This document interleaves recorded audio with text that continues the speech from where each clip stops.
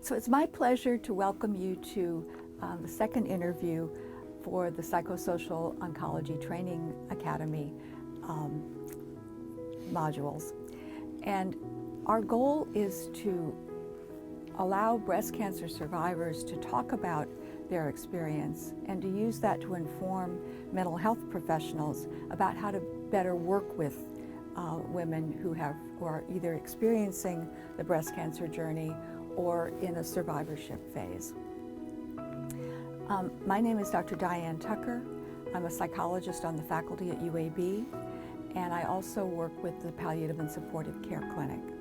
My guest today is Dr. Sharon Cook. Dr. Cook is also a psychologist, but also has had a long and complex experience with cancer. And she's going to talk about that today from the perspective of what it's been like for her, as well as how, as a mental health professional, she sees the interface between mental health interventions and breast cancer experience in the most positive way it can be. So Dr. Cook, I would appreciate it if you would introduce yourself and talk about the experience that you have had. Okay.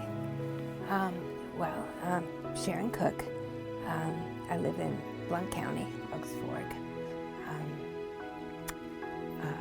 I was an occupational therapist actually before psychology, so I think that made me a better psychologist. So I practiced for about 20 years before I got cancer, and I was in private practice at the time. It was 2009 when I had the first diagnosis of breast cancer.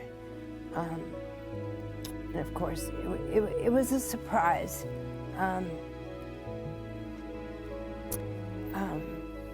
I noticed the lump myself. I had had a normal mammogram within the last 6 or 8 months before I noticed the lump. I sort of knew. I don't know. I guess intuition. I sort of knew. And when it was diagnosed and confirmed, my thought was not fear. My thought was, I knew 1 out of 8 women in my age group were getting diagnoses of breast cancer, so why not me? Which may sound like a strange response, but that was my response. So I went about just getting information about how to navigate this. In the end, I had surgery. It was breast cancer, stage 2, maybe 2/3. It had gone into my lymph nodes, so when they did the surgery, they took part of my breast and all of the lymph nodes on the left side. And then there was radiation and chemotherapy, and I can't remember which came first. I navigated that pretty well. I didn't have a lot of discomfort with the chemotherapy. I managed that really. I didn't lose a whole lot of weight. We actually traveled a little bit during some of the time. And when the year was over, I got back to my life. I had greatly reduced my psychology practice. I'd watched patients navigate having illness or personal problems and having to help family and work, and how stressful that was. And at the time, I had a pretty sick brother, and my parents were not doing well, and I had to navigate this. And I took advantage of slowing down, cut back my practice a great deal. But then, when that year was over, I got on with life. I didn't think about it a whole lot. I did not join a breast cancer support group. I put it behind me and just kind of went trucking on. Mm-hmm. That was 2009. I had another diagnosis of cancer in 2014. A hematology type of cancer. It was rare. it was treated. It was rather shocking to another cancer, because you tend to think, okay, I had this cancer, so now there's this illogical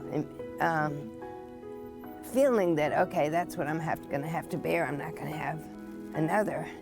But here I did. So that was treated. It was not surgery. It was just chemotherapy. And they got that in remission. That was 2014. So again, I got on with life.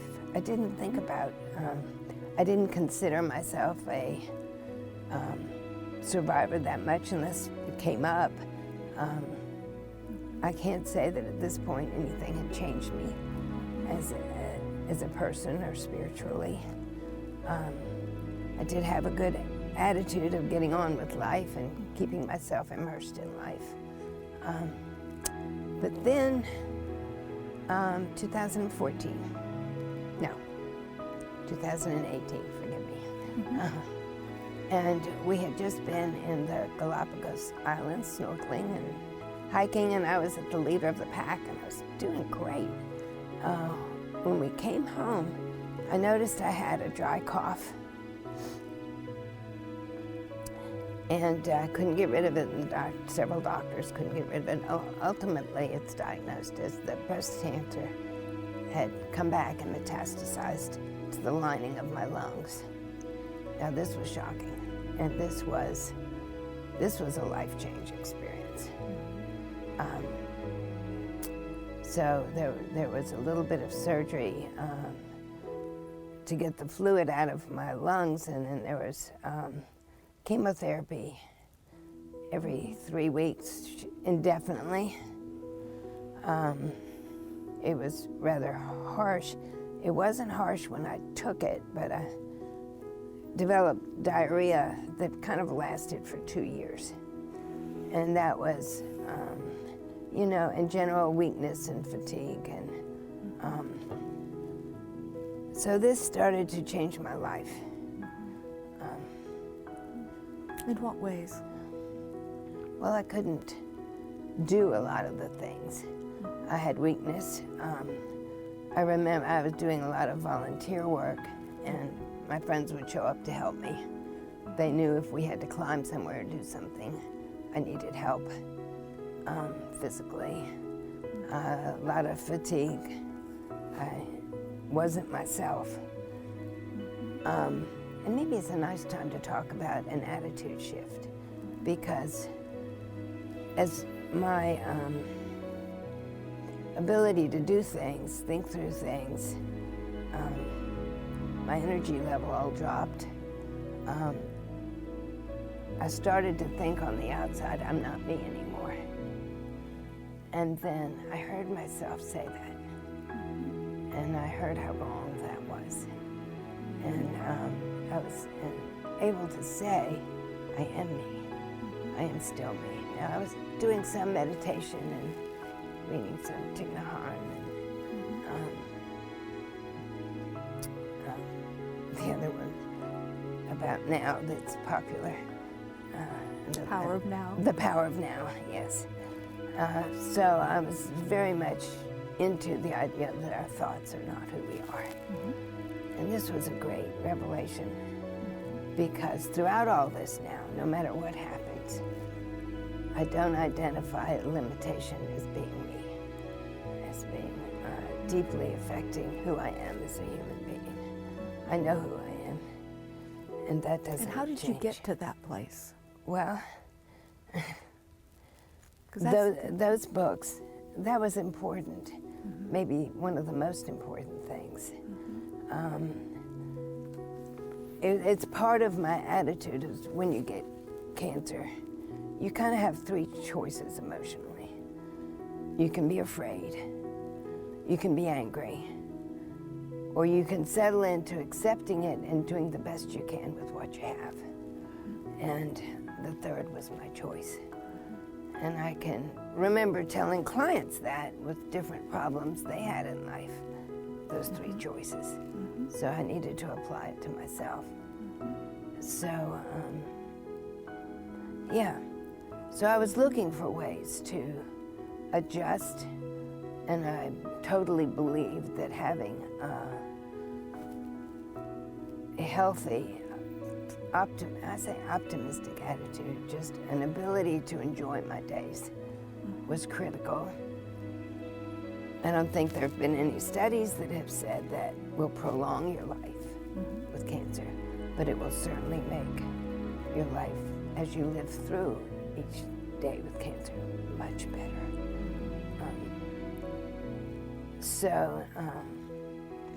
Where am I? So I'm kind of skipping around.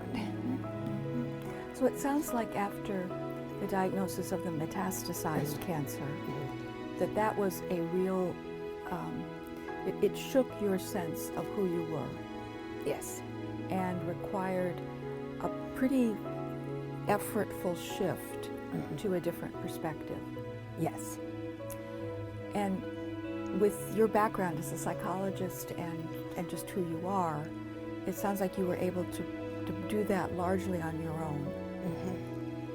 If you think about the perspective of a mental health professional working with a woman who might be in a situation like yours, what would you suggest in terms of ways to help navigate that really challenging threat to the sense of identity? Working on identifying who a person is, apart from their roles. And it's funny, because I had an exercise I used to give clients way before this, of come back with an object that represents something of who you are, that says nothing about who you are as a mother or a worker or a friend or any of these other roles that society gives us, and to begin to explore the essence of who you are as a human being, and that being something you can hold on to no matter what happens in life, and that it's critical to do that. That will take you far. So, yes, I think helping clients, women who have going through this, identify those parts of themselves that will be with them no matter what. And it's a beautiful journey, actually. So that was part of it. The other kind of lesson that is critical is appreciating the now, appreciating the present moment. Living each day for what it can give. And these are cliches in a way, but they become more than that after cancer. Because you know, just the knowing that your life can end shortly, or certainly curtailed, it's critical in your life then to appreciate every person and every day and every opportunity that you have currently in your life. It probably feels more urgent to do so. Much more urgent to do so. And you become better able to push things away that are not part of your everyday experience, or that could be troubling. Political Can you give me an things. example? Well, political things going on in the country, or things happening in your community you're not happy about, or it's raining outside, I can't go do what I want to do, I'd planned to do. So you find a way to make each day a gift. And that is, when I sometimes almost embarrassingly talk about cancer can give you gifts, that's one of the gifts. It's a funny word to use with cancer, but it has definitely helped me appreciate every sunset, every flower. I remember, because I didn't think I would live to the spring of 2019, because I'd been told that I probably wouldn't, that when I did, it was magical. And I was able to see everything and see it differently and see the details, and just it was a gift. I mean, it was wonderful. So I try and hold that through every part of my life, in nature, with my friends, with the people that I love. Anyway. So it sounds as if the ability to focus on what there is to be appreciated right now, and the experience of being alive in yourself, with your friends, that has become almost a habit, that it is the stance. Yes. And I think that's a really special thing to be able to say that you've been able to achieve. That's anyway, thank you for that perspective. I am very aware of how much I am enjoying life right now, staying at home a lot with COVID, and able to do the things that I can do. Would you like me to go on with some of the other coping strategies? Sure. Yes, please. So, in addition to, what's most important, your medical team and believing in them, your support system. My husband, I couldn't say in enough words how helpful he's been or how many things he's done for me that you would think only a mother could do. But then there are friends, and everyone is different, and everyone is different in what they can offer. For example, my husband, though he does so much, he's not a talker. He would like to be, maybe, but that's just not his forte. So if I need to really talk about what's going on and how I really feel, I have a few friends that I know I can do that. I could pick up the phone in the middle of the night and talk. And you need a few friends or therapists that you can do that with. People who are good listeners without interjecting their experience or their thoughts or their recommendations. There are also friends who can do things for you, or just come by and have a visit and be a good distraction, or bring a meal, or I had friends who wanted to do something, didn't know what to do, and I said, I need a short blanket for the infusion times. And a bunch of them got together and made a blanket. So that's also, don't be afraid to ask for what you need. Let your friends know. When they say they would like to do something, take that. They're probably anxious and would like to do something and may not know what to do. So you're giving them a gift. When you give someone something to do for you, you are giving them a gift. That it's a loving thing to do. It's a loving thing to ask do. for. Yeah. Yes. So beside all that, I needed to do something for myself.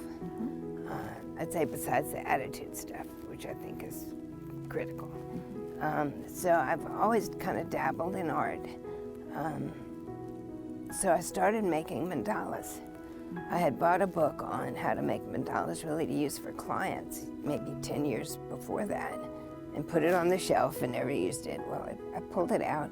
I knew that mandalas are part of an ancient healing art, have been done in many cultures for centuries, really.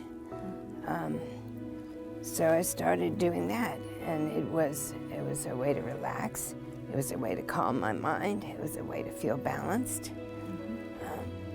It was a way to take my mind off things that I might be worrying about. And I just loved the process of doing it. I made some that were original. I copied some. It didn't really matter. It was the doing of it. It's the process that became healing. So I made, at some point when I had about a dozen of them done, a friend looked at them and said, oh, they'd love to have them at the library for an exhibit. And I said, well, okay. And my husband made frames for them, so they could exhibit them, and up they went to the library. Well, after that, people kept going up to the library and saying, I want to learn how to do that. So this evolved into me giving classes on how to make mandalas, and this was wonderful. So I guess the other thing is finding a way to give back in some way. I just took great joy in doing that. That was a lot of fun. As doing this, Yes. you know, being a part of something that's going to help other people gives my life meaning. Is another way, and I really appreciate the opportunity to do this. So that was great, and then that involved to another kind of art, Zentangle anyway. So I started teaching that too. So classes at the different libraries became part of my life until COVID.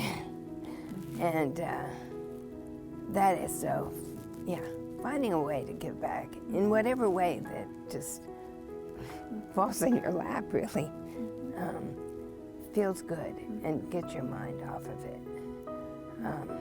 So I'm hearing a balance between being able to receive gifts from others, you know, to allow people to be present for you in whatever way works for them, but also looking for ways that you can contribute that feel like they're coming from that part of you that's uniquely you. Yeah. Yeah. So that was good. What are some of the things that you would like healthcare professionals to understand about, especially maybe the experience of metastatic cancer and how to help somebody through that challenge? Would you like me to talk about what was said to me early on? Yeah. So I've had 3 oncologists dealing with me with breast cancer. There was the first one with the first cancer, and then she had moved on to outside of UAB elsewhere. So when I was assigned the second one, when I got metastatic, and that was, you know, pretty dramatic, she says to me, get your affairs in order at one of our first meetings.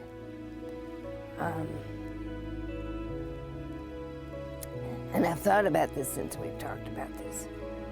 I had the 3-month thing in mind, that's what she meant. I can't remember if she actually said 3 months. Okay. It went in my head somehow as 3 months.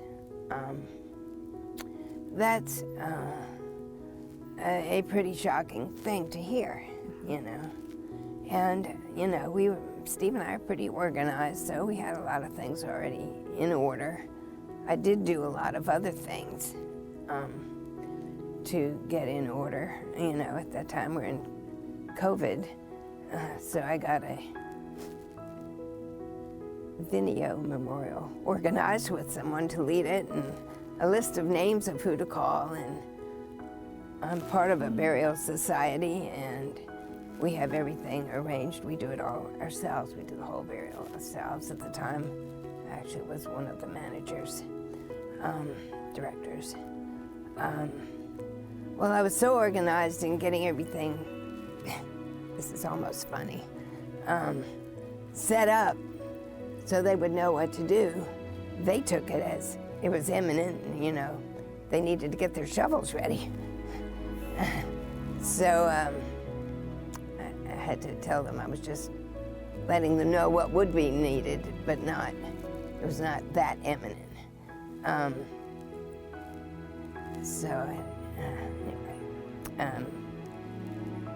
So that changed the support structure around you, at least for a little while. Well, it tightened it definitely, because given what the doctor had said and then how I heard it, people came in. We had a definite plan for the whole process, including my dying and the ceremony and the burial and whatever. So that, you know, my life felt centered around that at that time. and I hope I get to talk about how the paradigm shift, you know, years down the road from that. But at that time, my life is really centered around the cancer, even with all the good attitude and the other thing I was doing.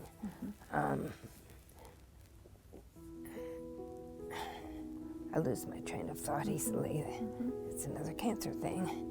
And so, you said that your life became very centered around the very cancer. centered around that, and also, you know, I began to live a little longer than the 3 months, and I mean, as a psychologist, I knew that that was not a good thing to put in my head.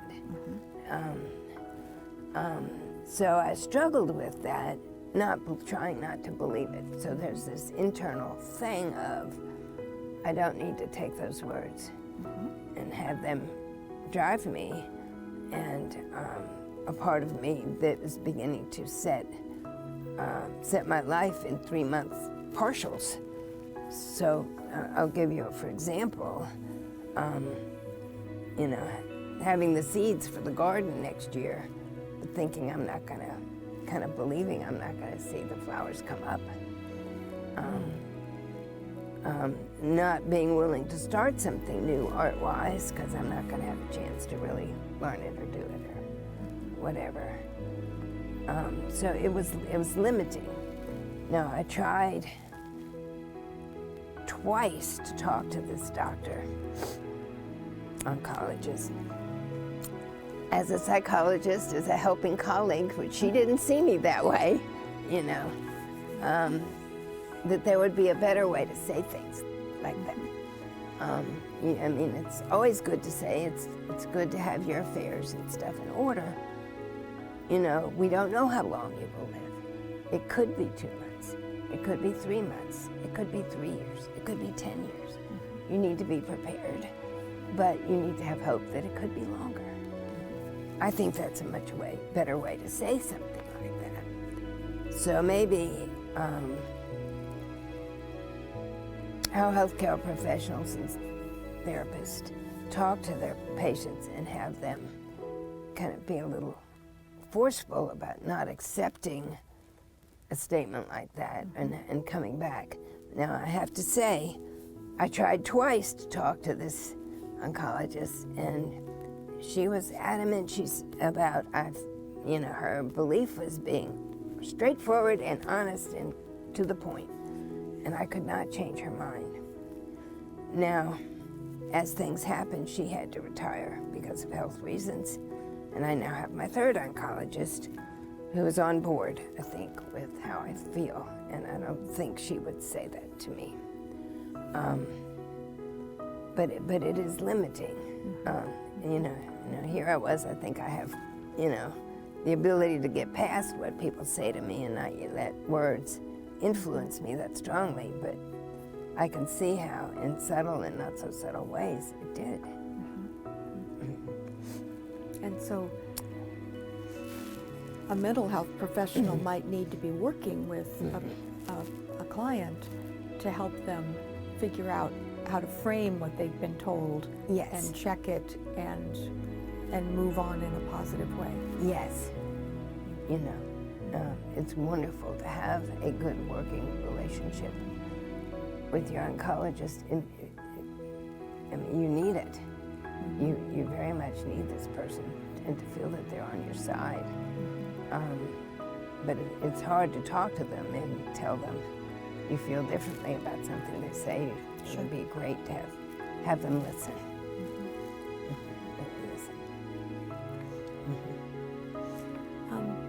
You mentioned a little bit about the quote gifts that can come from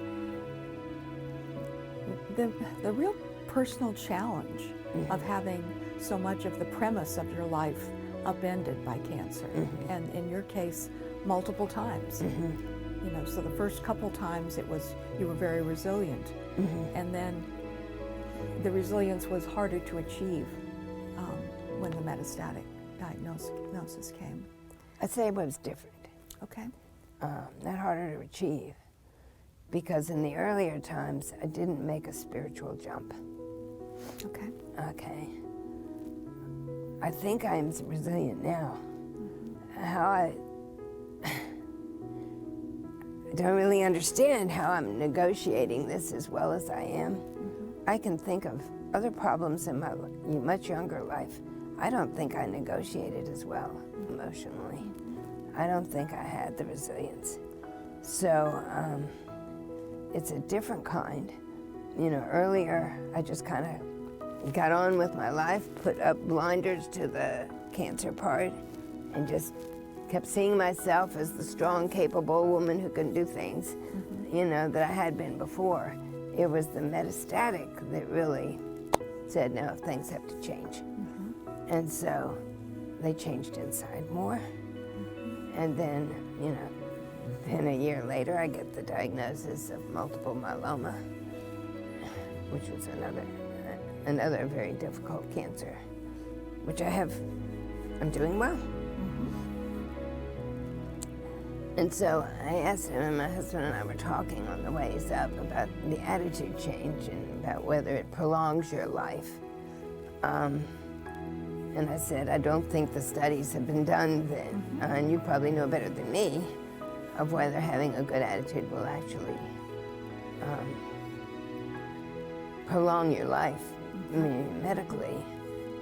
But in one way I can think of it would, because if I didn't have a good attitude, there were several points along this journey where I would have chosen to end it if I did not have a good attitude and willing to see what the next day would bring. Because there were days that were quite difficult. Yes. So in that way, having a good attitude has allowed me to trust the doctor with the multiple myeloma, different one yet, when he said, I can get you through this, hang in with me. I said, I'm feeling pretty crappy, you know, and I don't think I want to do this again. You know, I don't want to do yet more chemotherapy and be in the clinic every week. But he said, hang in there, you can do this, and I'm going to get you through this. And he did, and I'm feeling better than I would have ever imagined I'd feel. And enjoying things, and enjoying being part of this, and a number of other activities with Forge,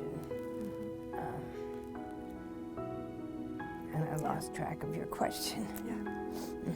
So I guess I have two questions. One is, you said good attitude, and tell me a little bit what that means.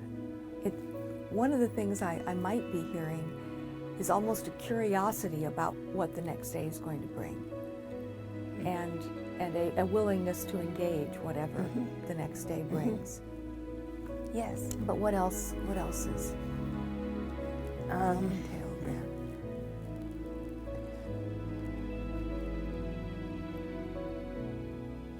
Choosing to fill my life with things I'm enjoying doing, not getting lost in the, all right, I'll give you a very recent, for example. So I woke up about 2 mornings ago with a worry. You know, my husband has Parkinson's, which is not affecting him a whole lot now, but we don't know what the future will bring. We don't know. There have been times I've relied on him to get from point A to point B in the house, you know, and so I woke up worrying about what ifs, you know, and I can go there. I mean, I'm talking as if this is, you know, I've just flown through this, and no, I'm telling you the high points and the ways to cope, but it's not that I haven't had difficult days or worrisome days, because I have. So I start worrying. All right, so, and then I get my journal out, because I've always used journaling as a way of helping myself through. And I get the worry out, and I get to the point where I can say, he is going to change, and I am going to change, and everything's going to change. And one way or another, we'll figure out how to deal with it. And looking at it, worrying about it right now ain't gonna do a darn thing. You know, what's important is to get on with my day, do the art, do a little bit of house cleaning, you know, doing the cooking. We've gotten really into cooking lately. We're probably gonna end up being plimps. And as my mind, I allow my mind to shift into doing these other things and getting, again, engagement, engaged in life, engaged in what I'm doing. My emotional tone shifts. I put the worry aside. It's there in my notebook. So the journal's been a really important That's been a lifelong thing, yes. It's walked me through many problems, you know.